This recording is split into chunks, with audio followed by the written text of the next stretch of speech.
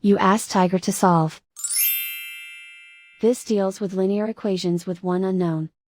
The final result is x equals -7/15. Let's solve it step by step. Isolate the x.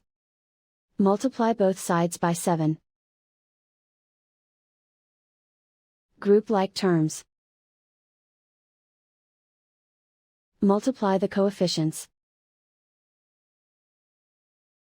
Simplify the arithmetic.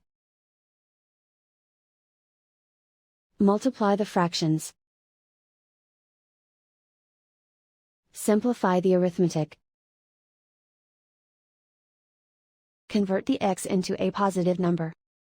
Multiply both sides by -1. Remove the ones.